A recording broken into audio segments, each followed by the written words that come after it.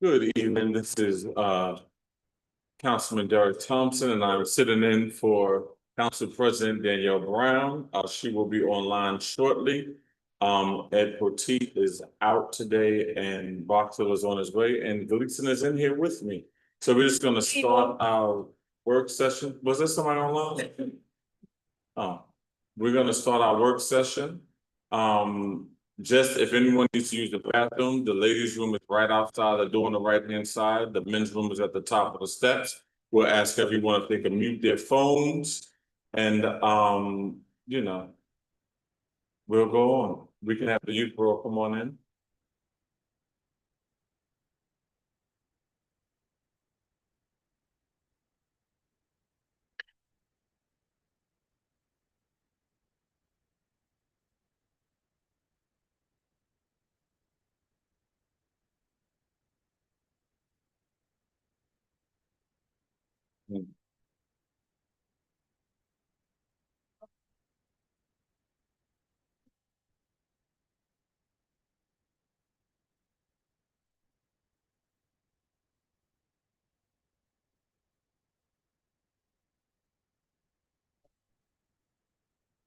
So we're gonna get right into it.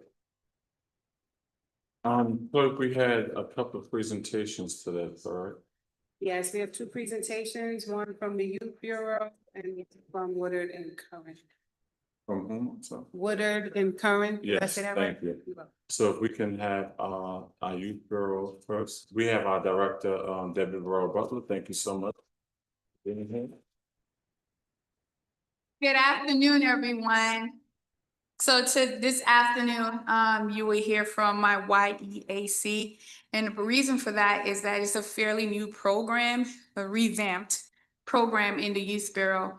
It was called YEC in the past, and it was kind of a program that didn't have any funding. It was kind of just flat. They only did one event per year, and that was going to the Albany to advocate for their peers.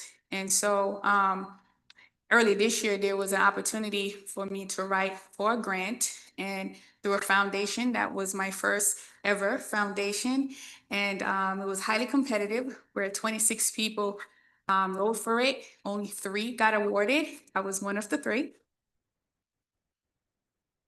And super excited about it.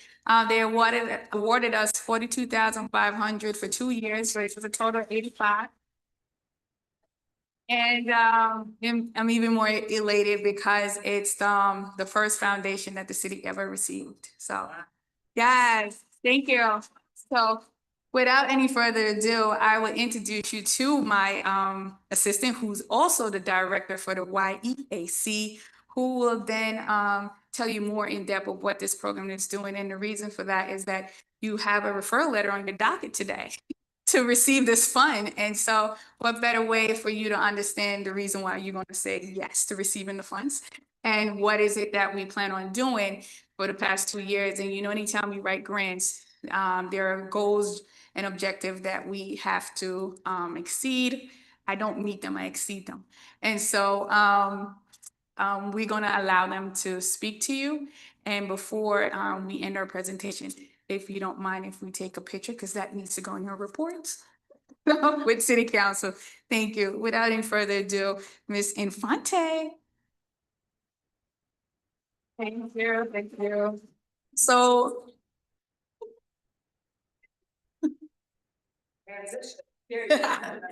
So the YEAC is a civic engagement arm of the Mount Vernon Youth Bureau, and the mission of this program is to cultivate active, informed young leaders, giving them the necessary skills, knowledge, and confidence that they will need to be able to pursue these efforts.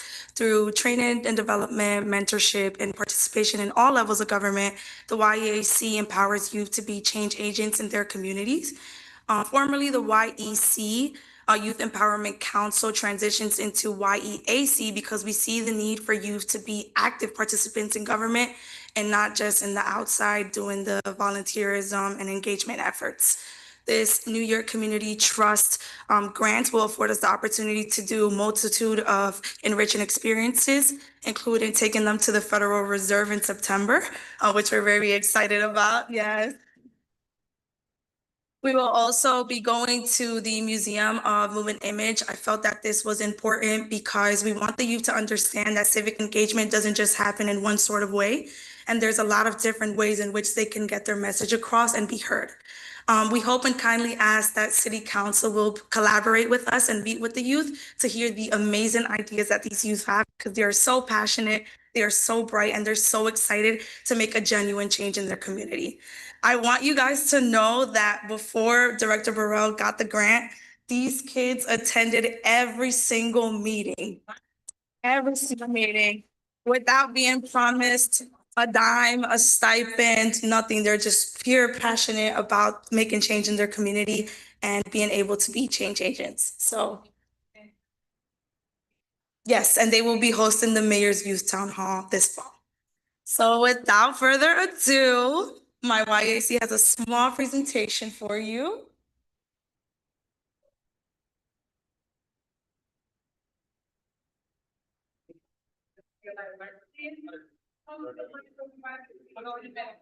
Oh, they're kind of loud, but. Just so you guys know, the microphone is on and it can hear you from wherever you are. You can come up here and take the pictures if you like. Yeah.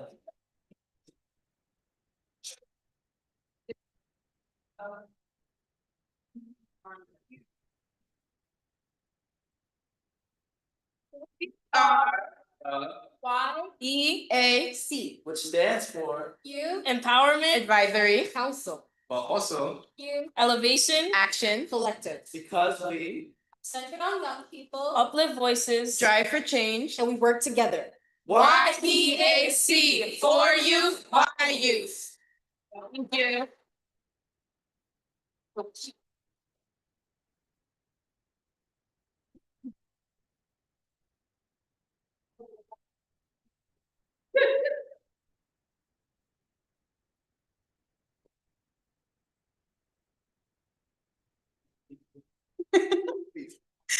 So with that being said, this is just a sample of some of the YEC kids. They meet once a week on Wednesdays. It's supposed to be for an hour, but they're there for like 2. For some reason, they don't want to leave the youth bureau. So I guess we're doing something right. They're really passionate and driven. And if there is anything that you as city council, and we're also taking it to the county and with the mayor, she also is supporting us, that you could see that they could be a part of. We're trying to change the narrative of just asking them, but actually putting them at the table from the get-go. And so if we're really truly trying to make it a better place for our youth, I think it's best if we also have them at the table. So the YEC is that arm that will speak for their peers. And as you could tell, they come prepared. And so without no further ado, thank you for your time and I appreciate it.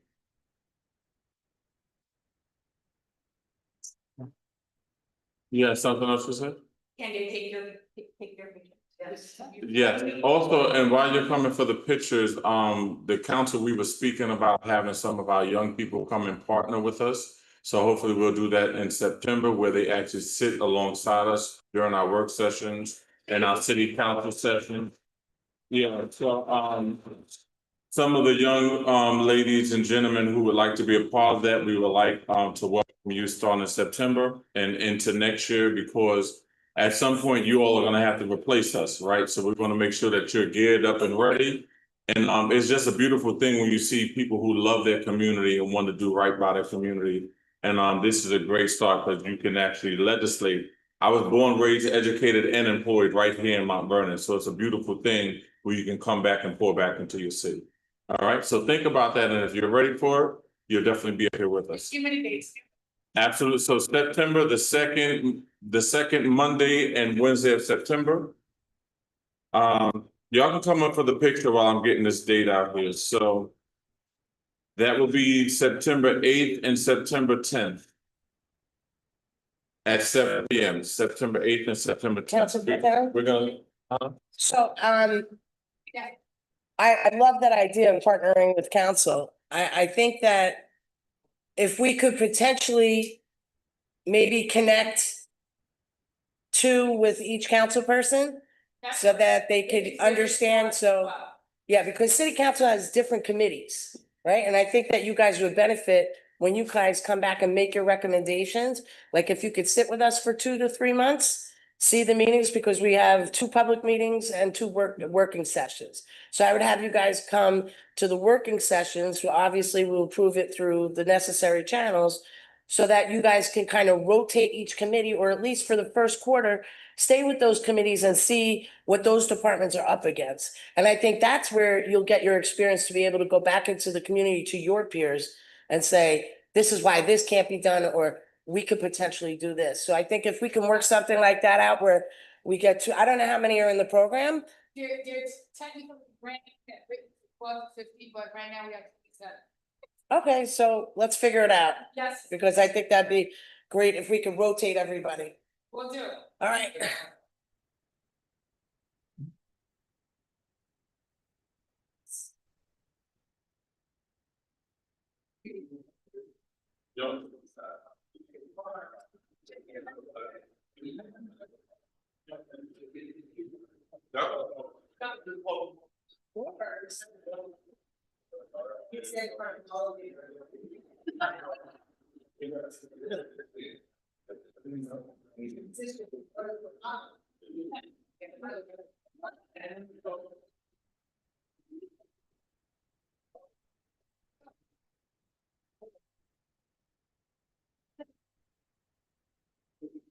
Yeah, everybody.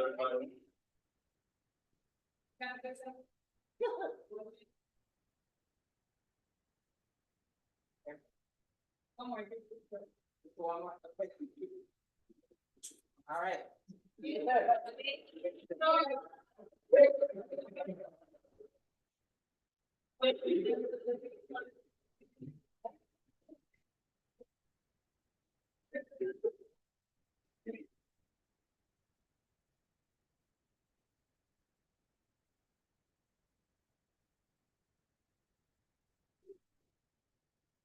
That's good enough.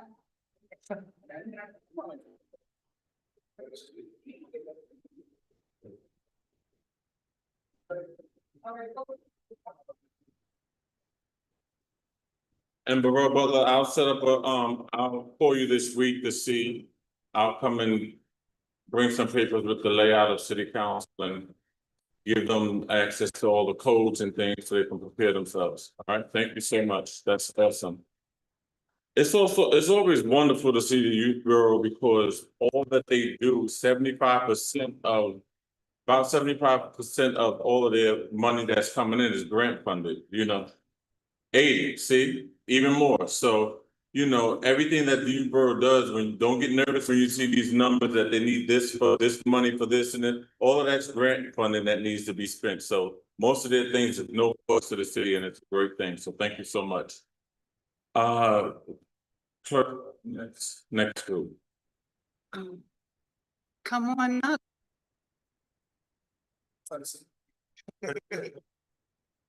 Evening, everybody, and to those of you on TV land. Admittedly, that's a very tough act to follow, but we got ourselves some wonderful employees long-term from the Youth Bureau to include the greatest commissioner south of 287. So while I'm very, very happy that we all want to shadow the elected officials, I would hope that, oh, they left. I would hope that we can have a couple of engineers on the way as well. Thank you. Perfect. That's all I wanted to say. We got pilots, we got race car drivers. Thank you very much. So I'm in front of you tonight here just to tee up the experts. I wanted to tell you how and why we came to this point. Most people on this council, I'm sure, remember this, but just for the people, like I said, in TV land, let's run through this. We can go to the next slide, ma'am. That is the dream team. I'm joined by Anthony Catalano, seated to my right, your left, Jennifer Martinez Torres, and standing behind me, who'll be doing most of the intelligence speaking, is Joseph Kirby. So this is the flood mitigation program, and I'll definitely let the technical experts speak more technical. Like I said, I just wanted to bring us to where we are and why. Next slide. Thank you. So the issues stemming in the area that we're going to speak about tonight, from traumatic injury and worse, vehicle accidents, traffic pattern impacts, infrastructure strain, and the massive amount of flooding are all well documented. Now, on the slide, I did depict that high tide of at 1,600 hours, but irrespective of time, particularly during high tide, but irrespective of time, we can tell that, well, when we first got here 8 months ago, we knew we had to do a whole lot of work in this area. From possible wells, pipes, shotgun side by side, a lift station, changing an outfall. We knew we had to do something. We knew it was clear that we needed experts. So the next slide. That's outfall 34. I don't know if the videos are going to play because I'm as good as IT as I am with my haircut. So if it plays, that's great. If it's not, we'll move on. I guess it's not going to play. That's all right. We can go on to the next slide. Thank you. But for those of us that know that area and have seen people on jet skis and boats, that's a roadway. You probably shouldn't have a boat. So as depicted on the slide, yes, it is a FEMA grant through dishes, and it comes to us that way. It's reimbursable 90%, 10% not for $950. Subrecipient, obviously, as you see, is Mount Vernon. What this will do for us, it gets us into a wonderful position to have subject matter experts investigate, assess, inspect, and draw something that will give us a shovel-ready project that we know grant people and infrastructure folks and capital projects grant folks love to have. You'll hear the mayor say it ad nauseum. Don't come to me with a problem. Come to me with an idea and a solution. Having shovel-ready projects is exactly that. We can go to the next slide. And then finally, for my final slide, depicted on our left-hand side of the slide, in order of precedence, you'll see how Major Woods, myself, and the commissioner, we ranked and averaged a weighted average of the applications that came before us. I believe on 6 November, I was before you to ask for the RFP. And then I believe it was 11 February that Woodward and Curran won, and the city council gave us a resolution. As usual, thank you for your partnership. Without you five, it literally goes nowhere. It's just the commissioner's great idea. And Woodward and Curran won. And I don't think I can think of a better transition in slides than they won. That's why we're here. And I'll turn it over. Mr. Kirby. Thank you. Thank you, John. All right, thank you. As John noted, my name is Joseph Kirby. I'm the lead engineer on the project for Third Ward. The first thing I wanted to do is on behalf of our team, I wanted to thank you for the opportunity to partner with you to resolve these flooding issues. We are in the business of resolving and mitigating flooding. We don't just do studies, and I wanted to kind of walk through that with you. If you could go to the next slide, probably 2. Next slide. So we have a plan that we try to implement everywhere as we go for success. Next slide. And this is just an example. This is work we did with Norwalk, Connecticut. On the left-hand side, this is their picture of someone sledding around, streets full of water. And on the right-hand side is a clear day picture, because when an identical storm came and our solution was implemented, they had no trouble. So basically, when we walked the street and we were talking to people, and this was last August, I think everybody might remember that storm that went through Connecticut, dumped a lot of water, and they really saw no flooding. So our goal is not just to do the study and propose a solution and maybe draw it up, but help you get there, help you get to the solution. Next slide. You can go to the next slide. All right. So this is our process. And the key point here is we try to set reasonable expectations, and then we get you to implementation. That's our goal. We're actually going to go through each one of these per slide. And one of the ways we do that is communication. Just like tonight, just like our public meeting we'll do Thursday and any other meetings we have, the goal is to do the analysis, come up with a solution, sell that solution, get the solution funded, and then get it implemented, because that's the only type of mitigation you want to do. Next slide. So we start with reasonable expectations. One of the things we want to do, if the video was playing, but I guess that's fine, the videos aren't playing, you'd see that that whole area is covered in floodplain, and it's not really reasonable to eliminate all the flooding. That's one of the things we always have to communicate well and communicate to the public. It's not that you're never going to see flooding, but we're going to make it a lot better. We're going to eliminate the everyday flooding. We're going to eliminate you stepping outside every time it rains into a puddle. And that's our goal. So we want to reduce the frequency, extent, duration, and depth of flooding. The next part is to do no harm. a lot of times when you get these solutions, you're taking the problem from one spot, putting it someplace else. In urban environments, a lot of times the only real solutions we have are changing timing. So when and where is the flooding? And the goal is, even though we're doing that, we got to make sure that we're not increasing flooding on someone. So we do a lot of effort to do that. And then, of course, the only mitigation study worth doing is one you implement. Next slide. This actually is a pretty good video. It shows you the extent of the modeling we do. We actually do what's called, it's an advanced modeling, it's called 1D, 2D, where we model all your drainage systems. We model all your pipes, all your BMPs, all your ditches, everything that's built, all the built environment. But we also model all the surface, the natural environment. So we do advanced modeling. The reason we do that is so when we're working on a large scale, if we change something somewhere in the area of concern, we know what's going to happen elsewhere. And I'm sorry, we don't have the video. It's easier to explain with that. But what you would see is you'd see the water moving down from top right to bottom left, and you'd see it move through the area like a wave. And the goal is, in our studies, we can understand what the changes are by whatever we do in the study area. Next slide. So again, public engagement and stakeholder meetings, just like the council meeting today and the public meeting we're doing. Another key aspect of getting any flood mitigation project implemented is communicating it to the public, getting people to buy in, getting the mayor to buy in, getting council like yourself to buy in, and then we can move the project forward and get it implemented. Next slide. The other thing we want to do is do a reasonable solution, whether it's a simple pipe, it might be a large pipe, but a simple gray water pipe, or if we have to put in large dams, we build a solution to meet the mitigation issue, to meet the flooding issue, and something that's reasonable to the point that you can actually build it. If we say, well, you need a huge dam to hold back all this water, you're going to pick up a whole bunch of land, that wouldn't help you out because you probably wouldn't be able to get the land, you wouldn't be able to get the resources. So our goal is to build you a reasonable solution that will mitigate the flooding. Next slide. And then this slide here is a very complex and busy slide. We test the solution, we evaluate it, and we communicate it. What this slide shows us is it actually shows us the difference in flooding between the blue and the yellow. The blue and the yellow is the original floodplain, and the blue is the new floodplain with that big pipe system, which is the black line put in. The other thing we do is we look at all the buildings within that area, and we mark them as improved, so reduced flooding or removed for flooding, or if there is a case where they're increased, we would put it increased flooding. And so we will be presenting slides like this, and this was specific to a client. We'll modify it to your needs and to help us communicate the actual impacts of that study.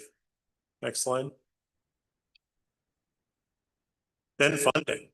As you know, Woodard and Curran, we do support clients like yourself with funding, with the grant applications, and support of all the paperwork that goes with that. And we're doing that for you now with the HMVP grant. We're supporting the documentation that needs to go into FEMA. And so when we come up with a solution and we put the proposal out there, we'll also go help you find funding for it. Next slide. We also wanted to develop a solution that has the future in mind. And this really isn't looking at future conditions, although we will do that for you. We'll look down into the future and see what happens if sea level comes up, because this is an area impacted by coastal impacts, by storm surge. And we'll also look at it with increased rainfall. But one of the things we always want to do is make sure that whatever solution we put in place, it's going to be there a long time. And this is just an example of that, where we had to put a pipe on piles so that the pipe would last a long time, because everything in the area had been sinking, which was one of the issues with the original drainage system and solution. Next slide. So then again, once we get it in place, we want to build it, we want to protect it, protect your buildings, and then do the maintenance. So if there's anything that requires a O&M manual or a maintenance schedule, we'll be providing you that documentation and ensuring that your staff can handle that and can implement that so that the solution continues to work. One of the things that we've experienced in the past is with old solutions, you see things that people put in, no one ever maintained them, and so they fall apart, they stop working. Our goal, again, in a reasonable solution, is give you the solution, but also make sure that you can maintain it. Next slide. And then we have success. And again, this is Norwalk, Connecticut, that same place, and we had a ribbon cutting ceremony, and that's what we want to have here. We want to have an opportunity to actually give you the solution and implement it, so you'll have the same success. Next slide. So we've already started the study on 3rd, 4th, and Columbus. I just wanted to give you a quick status of that study. Next slide. So we have had our official internal and external kickoff meetings. So we've met with the DPW, the director, and John, and gone through, and we've started collecting all the data. We've collected all the digital data, so you have a great GIS data set of all your structures. There's not all the attributes in there that we need. So we will go out this week actually and collect more data. We'll be out in the streets measuring things. We'll do simple measurements. We don't need to do survey for our studies. When we do designs, we'll do survey, but we can do simple measurements that'll keep your costs down and get us the information we need. Just a simple example of one of the things that's missing in your data set, and it might just be where they are in the process, but all the catch basin, the inverts of those pipes isn't collected. And so we can go out and collect, several dozen a day, just people going around with a stick, measure down, to collect that information. So we'll be doing that this week. We've also started building model. So we'll be building that large area. We're going to do all of the drainage area plus a little bit. So we get all the problem areas that John has brought to us in our study area, and then we'll be able to show you the flooding and how the water moves and the possible solutions that we have for that. So that process has started. And then, of course, the outreach with today's meeting and Thursday's meeting. Next slide. This is our schedule, and a little bit of graphic editing. We're a little bit off on our red line there, but if you move it to August, that's where we are. We're having a council meeting. We'll have our public meeting with the end of the week here. We're in the middle of doing the existing conditions analysis. Once we collect all our data, we'll have that, and we'll have another one of the workshop meetings with the DPW to show them results, and then they'll move that forward, and then we'll bring it to you. We'll also meet and talk about alternatives analysis. We'll come up with a kind of a laundry list, and we'll bring it to your staff, and we'll go through it with them. And then they'll come down to pretty much 3 options that we'll do detailed analysis on. We'll do that analysis. That's expected to end about the end of November. And then we'll put our findings and finalize our report through December. And our goal is to get you that early. We have a hard stop for March 4th with the grant, but we want to get you the results and the alternatives early. So if there are things that need to change, or if there are other priorities that the city has that they want to integrate into these plans and move something up, move something back, we can do that and modify things. So we're trying to get basically finished up by the end of December. We'll present it to you, and you'll have time to give us input. Next slide. Next slide. So, and I haven't seen this yet, but is this up, John? All right, so this is up. This is a survey, something we like to do. We do a little different on every community, but one of the goals for Thursday is to collect information from the public. They can give us information on flooding. They can give us pictures. They can give us videos. They can give us their accounting. One of the things we use that for, we use it to validate our model to make sure the results that we're putting together are accurate. And so we look at all the past flooding and any information we can collect to do that. So this system is up, and we'll present this on Thursday night, and they'll be able to take a picture of that and provide us information back. Next slide. And that's it. Thank you. Are there any questions? I have a question. Go ahead. So I guess the commissioners and you also, the town hall on Thursday is just gonna focus on this area, correct? Or it's all the city? No, so this Thursday at 6 o'clock, we will be doing a DPW town hall meeting. And we'll be addressing this, but other major projects going on in the city right now that are currently in progress and upcoming projects as well. And you guys did an email blast, I think, right? Yes, it went out today. So this Thursday at 6 o'clock here in the chambers, we'll be back. Okay, I'll be here. Any other council person have a question? Danielle online, does she have a question? No, sir. Okay, Thank you. thank you so much for the presentation. Commissioner Deputy, you have anything else? Or you good? Okay. That's all for our presentations, correct? If you guys could just shut off the mic, thank you. Thank you so much. God bless you.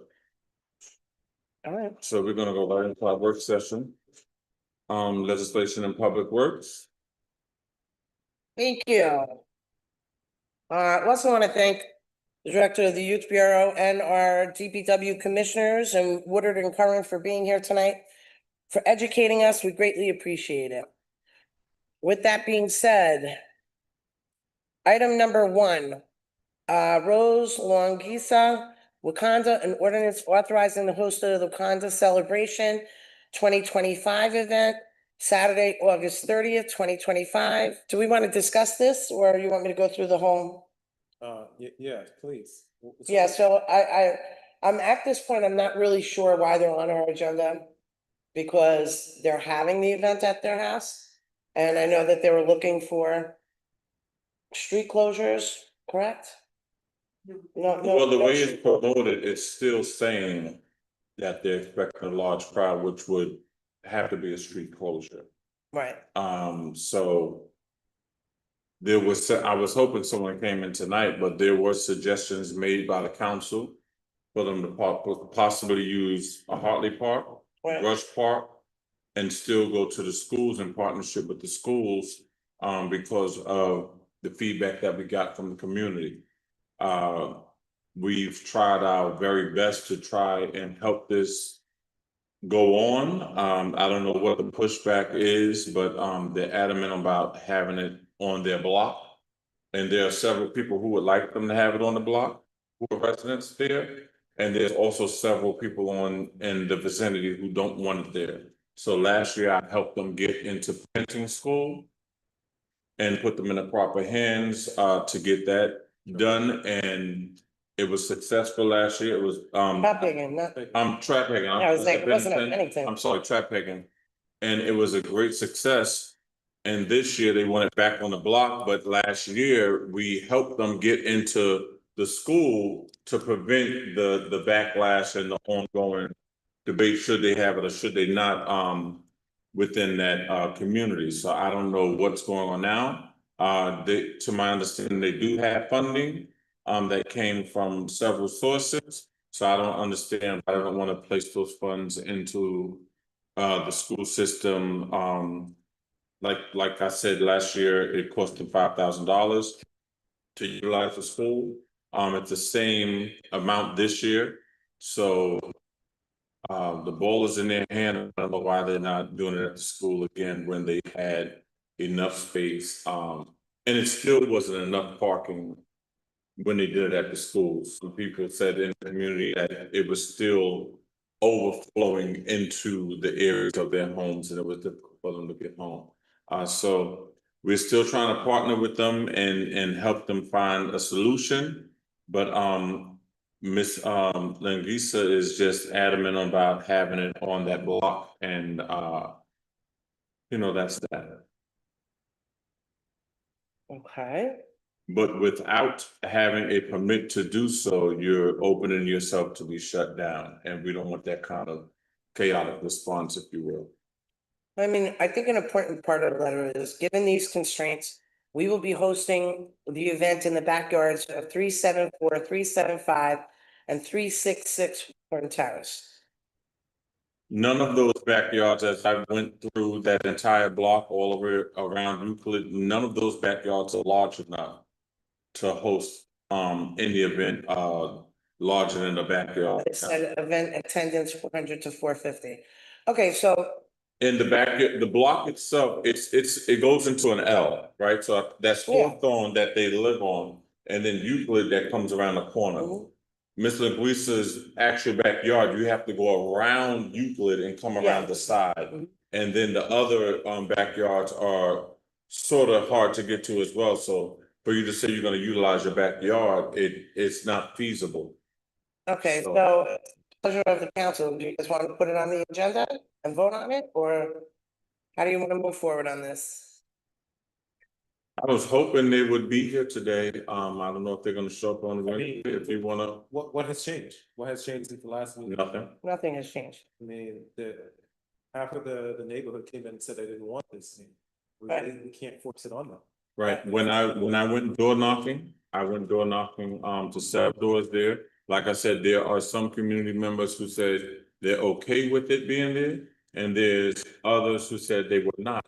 And then we had an overwhelming amount come in-house and I was said, there last year when it was at Trapega and it was great. yeah, It was great. So, I mean, if it's just funding, I mean, maybe they should have access or to help them with funding or try to raise money because we're not opposed to the event. It's just if the neighbors are saying they don't want it on the street, then you can't force them to have come to the street. That's just. All right, so I'll put it on the agenda to vote on then. it'll just be voted on Wednesday and then. This is the, just to be clear. Mhm.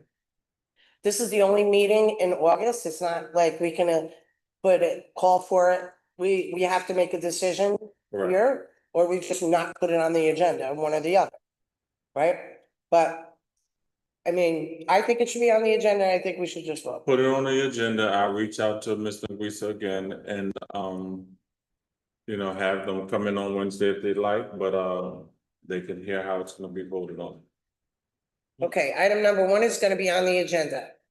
Item number 2, Charika Baranya Tisuquia Shazalia. An ordinance authorizing the temporary closure of Eastchester Lane for the Hialeah celebration on August 30th, 31st. That will be on the agenda. Oh, actually, hold on a minute. Are the responses back from? Okay, so I didn't see them here. That's all right. Okay, so that's gonna be on the agenda. Item number 3, does anybody want to discuss that one? I mean, that's kind of similar to, but we didn't get any petitions against that.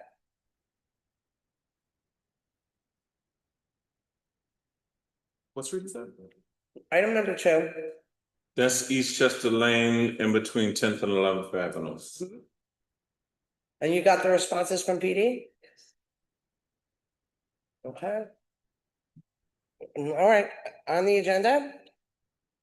Item number 4, Office of the Mayor, an ordinance authorizing the Office of Neighborhood Safety and Engagement, Office of the Mayor, Department of Recreation to co-sponsor the 3rd Annual Big Block Party and providing.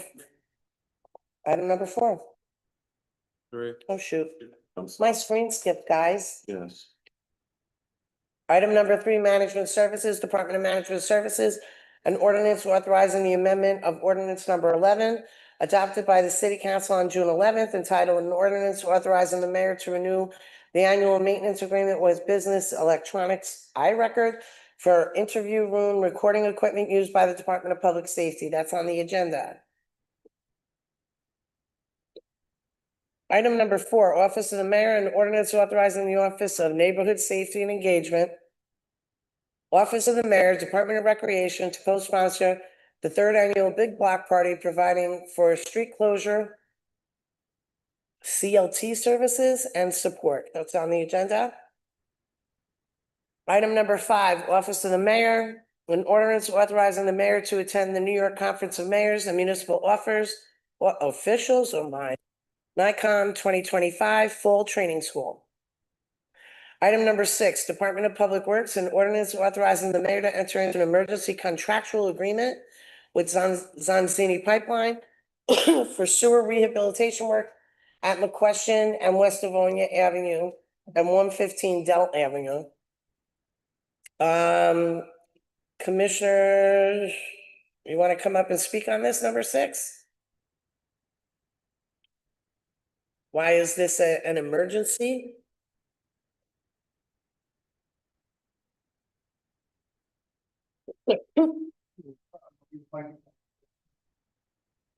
Oh, button, yeah. So, I'm not sure if it was a year or more ago. I think once upon a time, we as DPW believed that was going to be covered inside of the grant because it was part of the outfall. It is not. Ostensibly, it's something that needs the work and needed the work, probably just as bad as most of outfall 24, to the point where you could have bottomed out any vehicle and had it been flooded on certain lanes near the train station. That's why that's on there as an emergency, man. Okay, and how are we paying for it? Because that would have been out of that grant, right? What's it called? It's out of our city operating purpose. Which one is it? City operating emergency, it's ours. I do. Okay, so there's money in that to cover this work. There is, we do not need to Okay. transfer for that. Thank you very much. Yes, ma'am. That is item number 6, that's gonna be on the agenda. Item number 7, Department of Public Works, an ordinance authorizing the Commissioner of Public Works to attend the Public Works Summit in Ponte Verde, Vedra Beach, Florida, November 5th to the 7th. That is on the agenda. Does anybody have any questions regarding that? Commissioner, you want to come up and just state a statement? I saw some of the stuff, but sometimes the people don't get to see it. So. Yeah, I will start off by saying that this event is free. It's no cost Yeah. to the taxpayers, just so everybody's aware. It's every year the top 50 directors of public works throughout the country get invited to this event for public works conferences, discuss different topics. So. Okay, everybody, thank you. thank you. Item number 8. Oh, sorry, item number 7 is on the agenda. Item number 8, Department of Public Works, an ordinance authorizing a budget transfer within the Department of Public Works to cover the emergency rental of a towable generator and cooling unit for the Dole Center. Commissioner, can you please stand up? Sorry. Either one, Which one? either one, whoever's got the most knowledge on this. Yes, sir. All right, so what is the terms of the rental on this unit? Month by month, they charge us. I don't have the number. I know it was 2,000 I have the for the number. first one. I don't have the paper. I'm That sorry. I have, hold on. But terms favorable to the city, cancel anytime. Whenever we get the job done, it'll be And over. we're not interested in purchasing that? Well, we are not. This is a towable just to help us until we get our infrastructure on top fixed. I should have delineated that better in a letter, I guess. I'm sorry. So. All right, So so Let me- is it 15,000 a month? no, total. I think it would help if I just explained that the rooftop unit and the blower is what we're trying to fix ultimately. The Okay, reason so I we went think to the, the one thing, I don't have the contract in front of me, but that's because I can't get into Legistar. I think the referral letter should just, we're gonna put this as agenda pending, but only to change the referral letter to show the breakdown on how much it costs month to month, not the full amount. okay, Right, fair. because that's what I'm thinking, is Fair. 15,000 is what you're cutting it off at? No, 27 for a total, 15 to start. 27 to cut off the rental. Okay, so then what I'd like to see is what it is, I'd let the letter, I can do that. however it is monthly. Yes, ma'am. And if you're quitting it at 15,000, then leave it at 15,000. If you have to come back to make an amendment to it, then so be it. Fair play. I should have. Okay, because done that. the way it reads right now, it sounds like that's like a $15,000 a month rental. So that's just gonna be a change in the referral letter to show the monthly cost and the maximum allotted for the rental of it. And hopefully you get that aired done quickly. Thank you, Commissioner. Yes, ma'am. Item number 9, Department of Public Works, an ordinance authorizing an emergency declaration and related actions for the Dole Center Senior Program and cooling system. That's on the agenda. I'm assuming that is related. Item number 10, Public Works, Department of Public Works, an ordinance authorizing the public release RFQ number 07, is that .25 or 0725?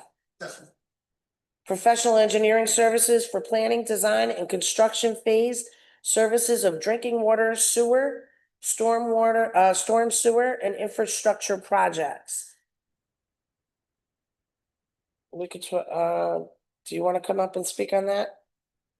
I mean, I got your RFQ, so I haven't been able to review the whole thing yet, so I mean, if you just want to go, now, Commissioner, Deputy Commissioner, Yes, ma'am. can we limit this to a minute? I can. I'll call the commissioner. Maybe get the big boss up. He's more intelligent, eloquent, and Yeah. less long-winded. I would say that this encompasses everything that we need to do with our infrastructure that we know that even if you gave me the money to hire 4 engineers, I couldn't do it on our own.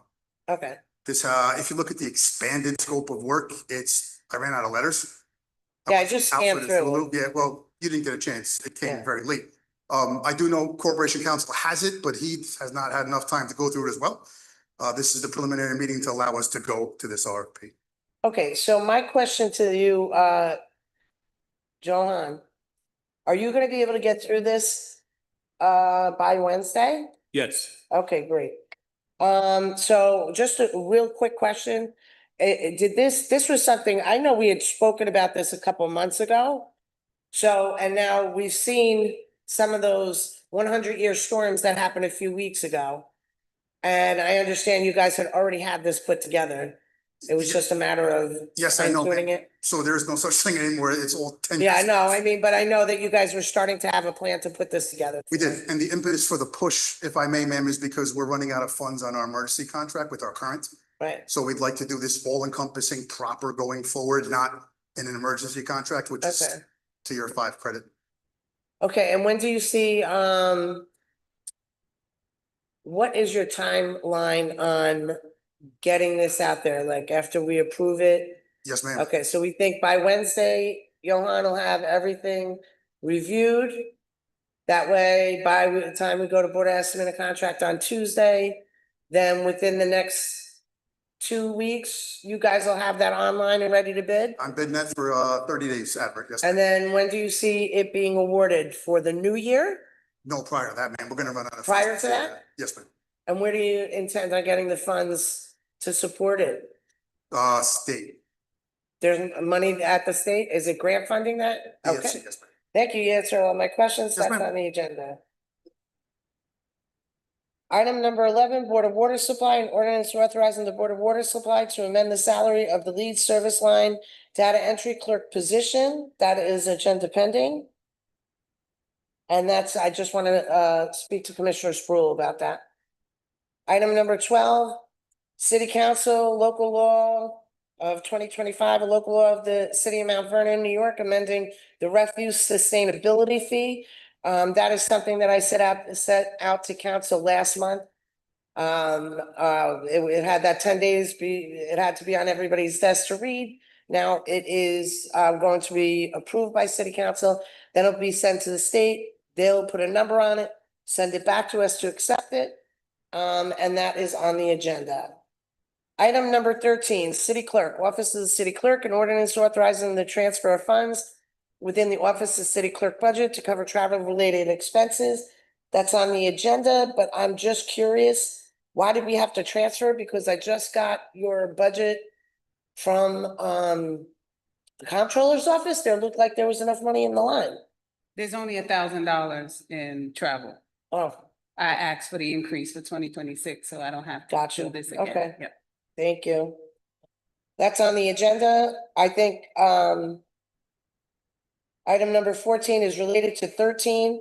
An ordinance authorizing the city clerk and executive assistant to attend the 2025 NICOM Fall Training School in Lake Placid, New York, September 15th to 19th. I wholeheartedly support this 100%. I haven't gone to NICOM in a couple of years, but they've become such a resource for the city of Mount Vernon, a free resource. I mean, we pay our membership, but I think it's really important that the city clerk, and then hopefully the deputy clerk will go maybe to the next one. And you know, based on what their agendas are, sometimes it speaks to us, sometimes it doesn't, right? So that's on the agenda. Item number 15, City Clerk, Office of the City Clerk, and ordinance authorizing the mayor to enter into a 3-year agreement with Granicus Corporation for legislation management software and related services. So, clerk, I have a question on this, because we have not been satisfied with this. So why are we renewing it? We have to renew because we don't have enough time. Our contract ends in October. They want us finalized by September, mid-September, or else we'll be frozen out of the system. It is a 3-year pricing, but according to their contract, we have to give 30 days if we want to cancel. We're gonna pay annually. I have reduced our services from $38,000 to $11,000 by removing all of the add-ons that we have never used or will not use. So for the year, it'll be $11,000 when it used to be 38,000, until I could work with Commissioner Perez to find a adequate replacement, but we need the time.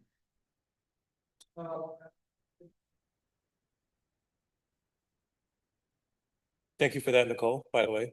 Oh, You you're just welcome. went in there and just figured Thank- out that we don't use this and you We've never used all these add-ons that we were appreciate paying. the initiative. So Yeah. that's a ton of money. That's like almost a you. third of what, less. So. Okay, that's on the agenda, and you're gonna Also, speak with the comptroller's office and make sure they know, About the money? no, just that we're gonna pay this year to year. Oh, yeah, they know. That they just don't automatically renew. Well, the first time, yeah, so we get invoiced every year. That's one thing that I asked for, is to get invoiced every year, but hopefully I will find a replacement and this will just be a year. Okay, But I'm not happy. Management services. yeah, just definitely don't not want an happy. automatic renewal. Oh, yeah, no. Okay, I asked for an invoice, so. every Okay, year. great. Yep. that's all I got. what was your issue that you had with Atlantic side? It was more of, honestly, I'm not electronic. Okay. So I have a different, I was used to like board docs, it's a lot easier to use, a lot user friendly. For me, electronically, it's just me, but I found a lot of other people in the community are having a hard time accessing documents where they want to access them. And So that's just me. We had this conversation, I spoke to the clerk. yeah. There are better programs out there. Similar issue? Yeah, even like the integration. So we were paying for an encoder that was supposed to do the minutes. It never worked. Yeah. And constantly getting tickets right now. DC is trying to upload and it's errors about memory. Customer service is non-existent until I threaten to pull, and then they want to answer my emails. Do we know what the other municipalities are using? Huh? What is everyone else using? So Board board docs. The only thing that I found with board docs is the approval. So we do like the option of going to different departments, but it needs to be approved to find something. Granicus also has other softwares besides Legistar, because it's like Granicus and then they have different softwares. But I just needed time to do the research and have these Gotcha. meetings, but the contract is expiring. Got it. Yeah. All right, thank you. That's all. Thank you. Can you do human resources for me? Sure. It's only 3 items and they all. Item number 16, Youth Bureau. An ordinance authorizing the transfer of funds within the Mount Vernon Youth Bureau budget to cover salary expenses for the Workforce Development Academy for the Youth WDAY Program Director. That is on the agenda. Anybody have any question?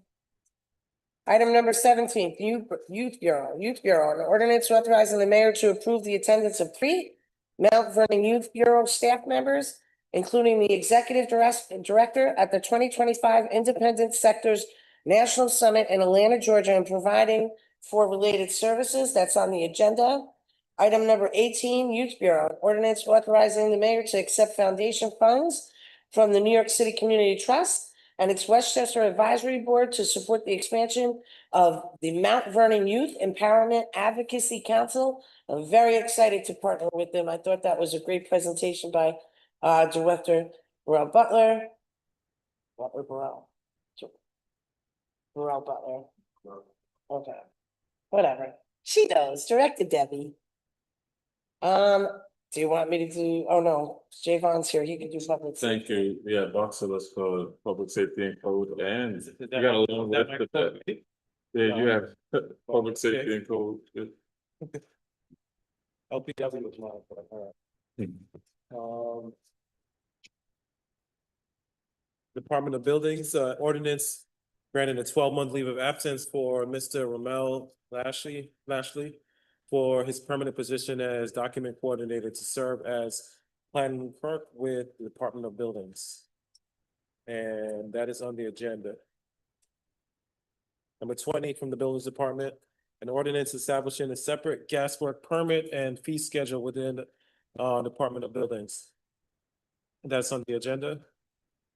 Department of Buildings, and ordinance amending the plumbing re-inspection fee structure administered by the Department of Buildings. That's on the agenda.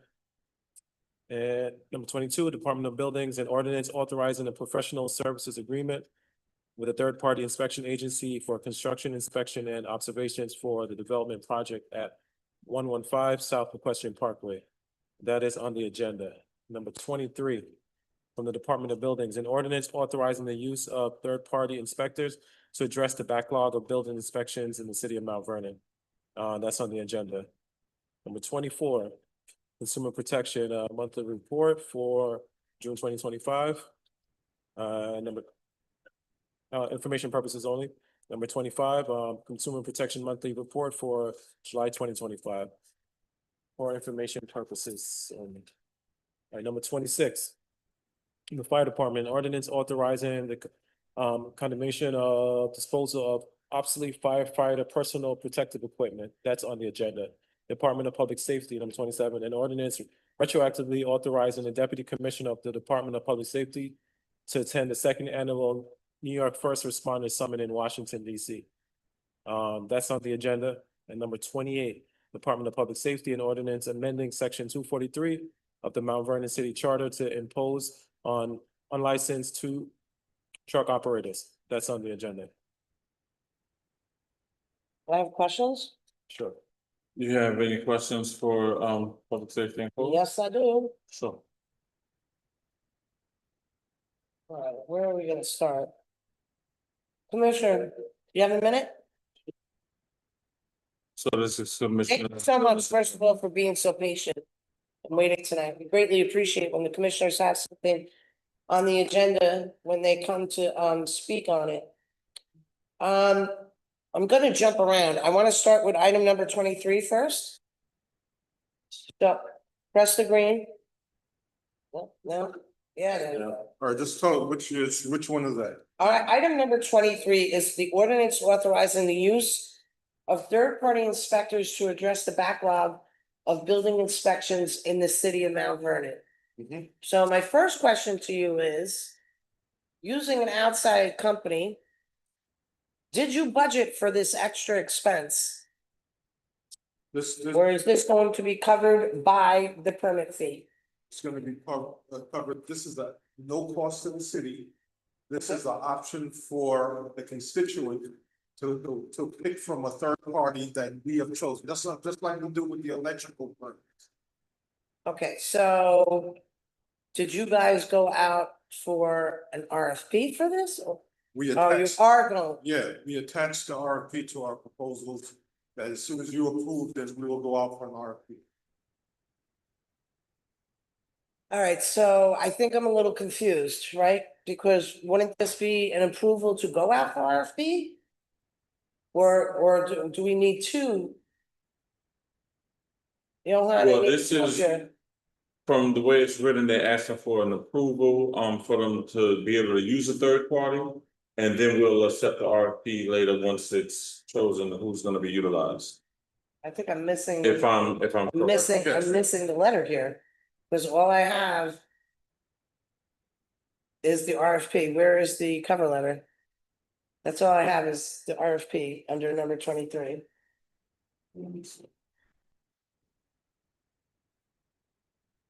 It's the only thing that's attached to the referral packet. I'm not looking at Granicus, Yeah, it's in there. There is in there, it's there. but how come it's not in the referral packet? It is, well, it's on the legislative.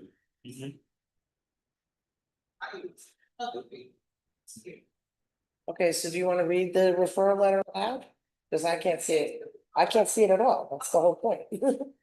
I keep clicking on it, it keeps bringing me to the RFP, which is why I'm saying, do we need one thing It's running, to approve, to go out for an RFP and then approve the RFP, or we're just. Like, that's another thing that Johan has to look into.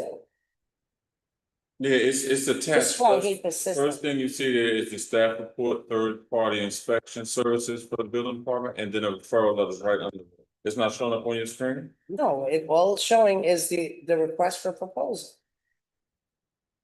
Unless, let me see, Yeah. let me just see what you have. Mhm. Let's see what-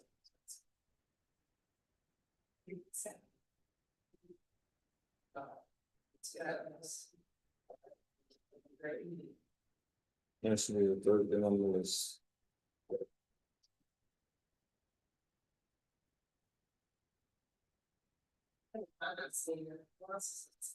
You see it, Doctor? Yes.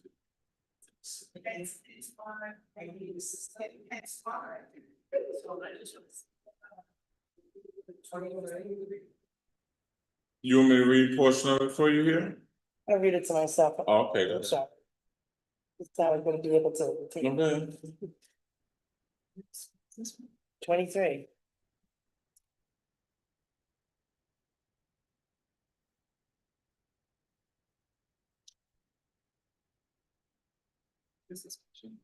Yeah, that's it. I don't have to let it either. Well, this is first. So they put it. Maybe it's the last page? So did you have questions on something else while we're waiting, or? While we're waiting on. I have dozens of questions. Where's that? Okay.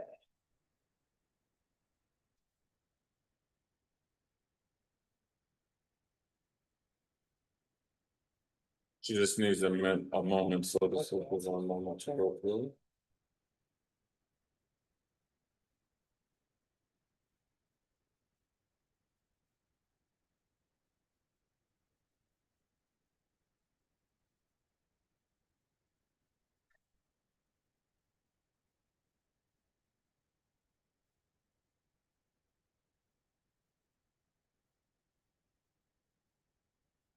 So. On the agenda, it says an ordinance authorizing the use of third-party inspectors to address the backlog of building inspections in the city of Mount Vernon. So are we strictly, okay, listed on the official inspection list specifically, public assembly, multiple dwelling and non-residential occupancies, that's non-residential occupancies. Meaning, non-residential occupancies, meaning somebody owns the property, it's a multifamily, but they don't live here? I don't get non-residential. Yeah, non-residential,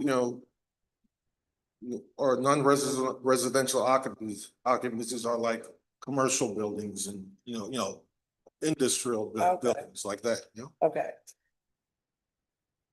Okay, now that I read it, I see. Okay. No problem, I'm good. You have any further questions? Yeah, I have questions regarding the inspection fees. I think, that's really important for us to look at because we're putting more, fees on people. So I just want to get a kind of a better understanding of item number. Let's start with 20. I mean, I would think 20, 21, 20 and 21 really are related to one another. Just give us a little background. It doesn't, I mean, we're doing this because we're behind in inspection monies. As far as I was told that neighboring communities are, asking for more money for the fees. for reinspection, yes. For So, re-inspection? right, so right now, what's been happening is the client gets an inspection. But for a re-inspection, they had no charge, right? So now, the buildings department is looking to implement a charge with these re-inspections because sometimes it's not the resident, it could be just the contractor. Because our buildings department has had issues in the past and we're trying to bring it up to date.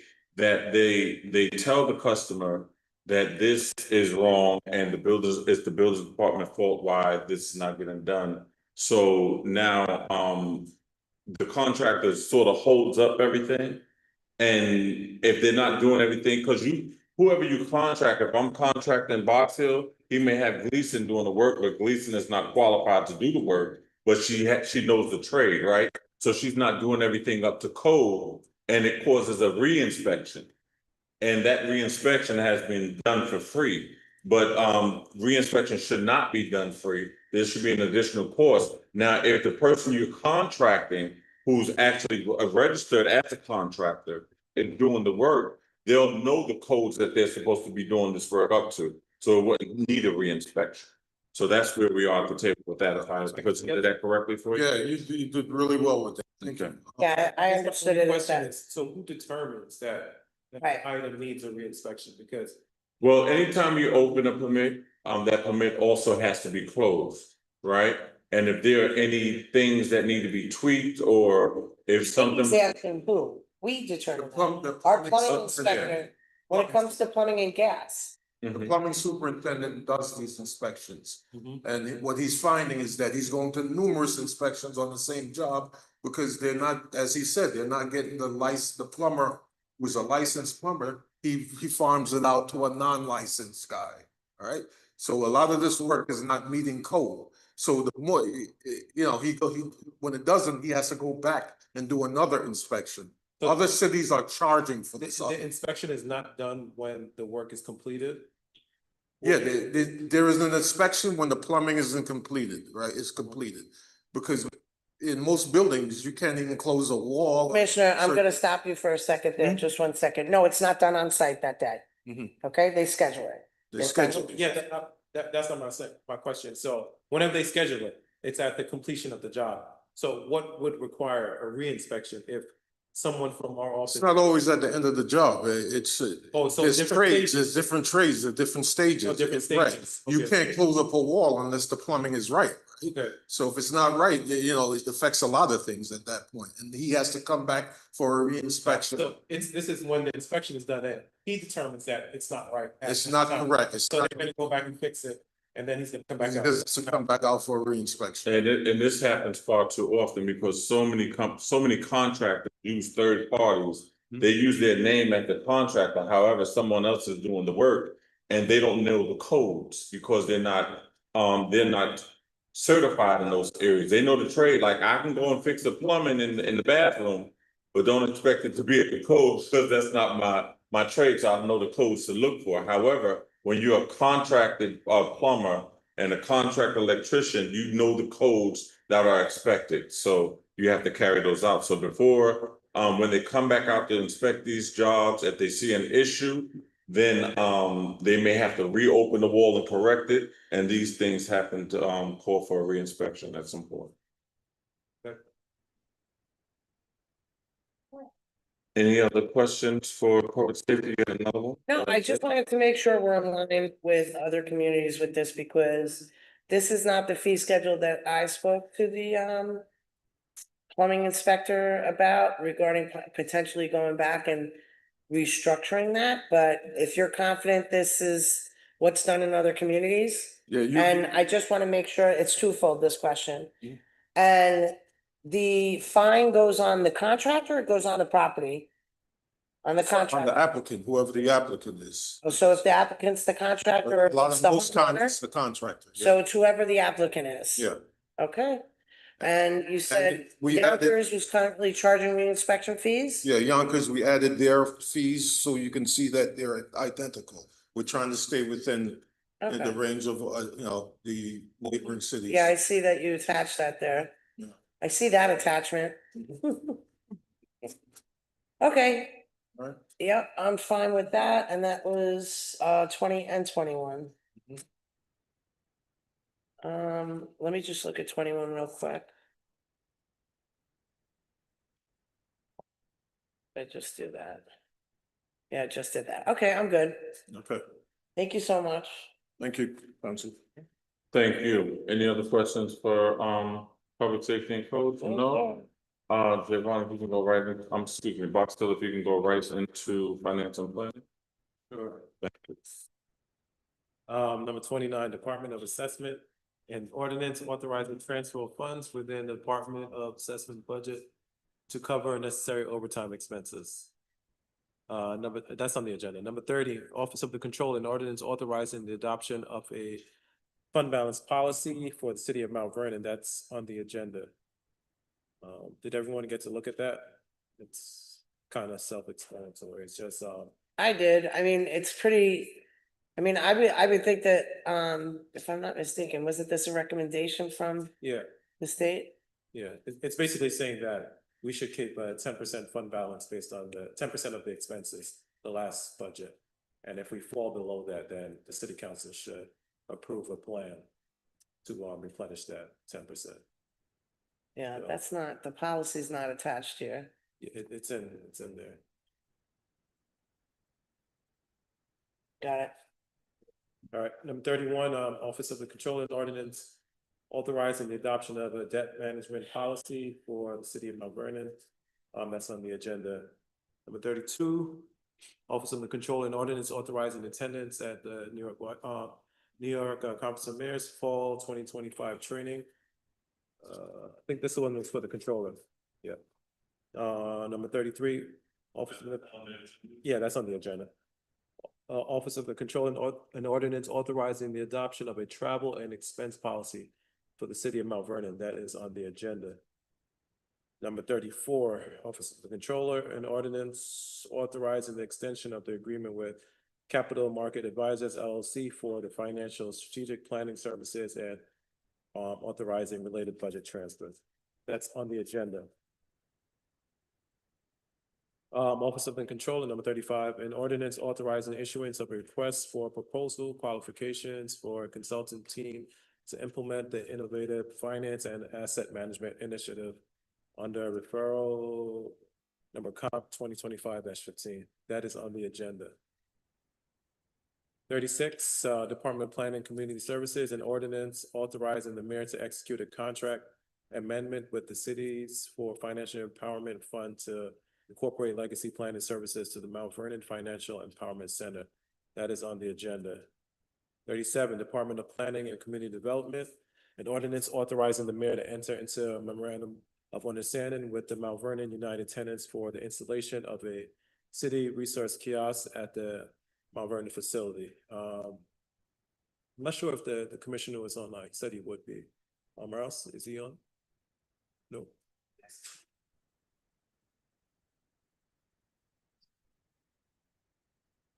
I mean, if they have information on this.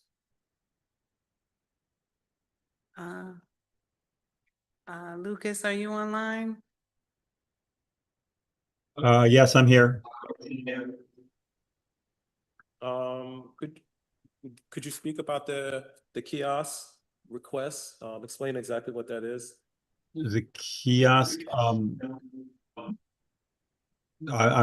that's not me, that you might. Yeah, actually, this is Deputy Commissioner Molina. I'm on. I was having difficulty turning my mic on. I can speak on that.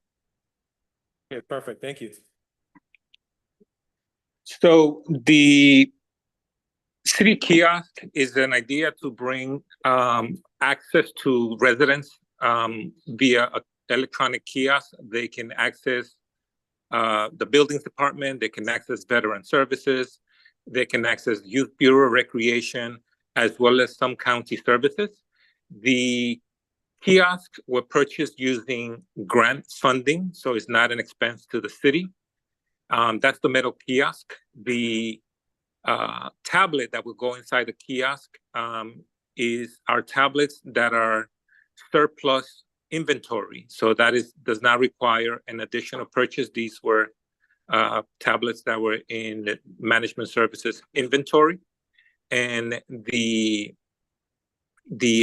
installation is the only thing that the organization has the option to install it themselves. Is 3 bolts that go on the ground, or we can request for DPW to install the kiosk at the organization. And where exactly are these going to be? So one of them is going to be at the the Westchester Neighborhood Health Center. They see over 8,000 patients each month. The executive director, will make the staff aware of the kiosk so that if somebody comes in and they're doing an assessment and they see that they're having issues out, with their apartment or a rental property, and they need to submit a complaint or an inspection, they could do it on site at the health center. And with regards to Mount Vernon United tenants, they do advocacy for housing and tenant rights. So if someone comes in and they're having issues with the landlord, repair issues, they can help their client submit a complaint to directly to the buildings department. And as I said before, we have all the other departments as part of the landing page where, if you're looking for recreational services, veteran services, as I said before, even connected to the Mount Vernon Public Library. So the kiosk it's a resource, and the reason why we put it in organizations that have staff is so that if somebody does not know how to use a computer or a tablet, or does not speak English, there could be a staff person to assist. All right, thank you. That makes sense. All right, so I'm going to move on to number 38, which is the same thing. Department of Planning, Community Development, an ordinance authorizing the mayor to enter into memorandum of understanding with the Westchester Neighborhood Health Center for the installation of a city resource kiosk at their Mount Vernon facility. That's going to be on the agenda as well. Did I say on the agenda for 37? Because it is. All right.